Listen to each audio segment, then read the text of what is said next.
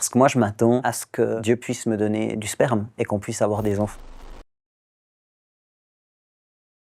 J'ai été opéré et reconnu comme homme à l'âge de 24 ans. L'année suivante, je vais me marier avec une femme extraordinaire avec laquelle je vais vivre plus de 11 ans. Qui vous considère alors comme un homme. Ah, complètement. Puis bah voilà, bon, dès le départ, je lui dis que je suis stérile, qu'on ne pourra pas avoir d'enfant. C'est une femme qui aime Dieu, qui est croyante, qui tout de suite me dit « mais moi je crois au miracle ». Alors je me dis « oh, bah, c'est la bonne, si elle croit au miracle, c'est la bonne ». Parce que moi je m'attends à ce que Dieu puisse me donner du sperme et qu'on puisse avoir des enfants ensemble. Ah, vous y croyez que ça va être possible? Mais dur comme fer. D'accord. D'ailleurs, on avait réfléchi, on voulait des enfants. Alors moi, pas tout de suite, j'avais pas mal de choses à guérir avant. Mais quand je me suis senti vraiment bien, il y a eu plein de guérisons intérieures, je me voyais être un papa, alors que je m'étais jamais vu être une maman. Et j'ai commencé à souffrir de pas être un papa. Donc on avait réfléchi à différentes méthodes pour avoir un enfant. Il y avait des choses qui étaient proposées, notamment le don de sperme. Donc voilà, j'avais vraiment ce désir-là. Mais nous étions tellement dans la conviction que Dieu pouvait intervenir qu'on attendait en fait d'avoir nos enfants avant d'adopter, par exemple. Donc on voulait avoir 1 ou 2 enfants, on avait déjà les prénoms, on avait acheté des vêtements, on était vraiment sûr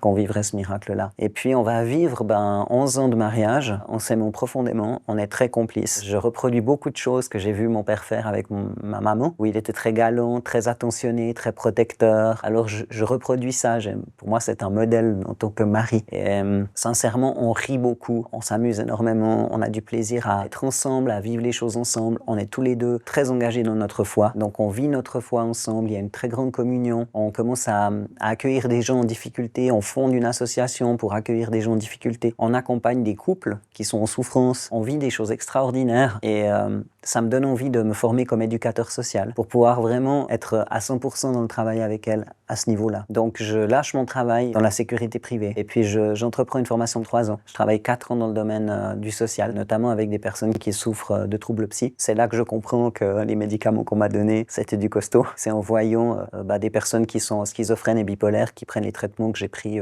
15 ans plus tôt. Feministe.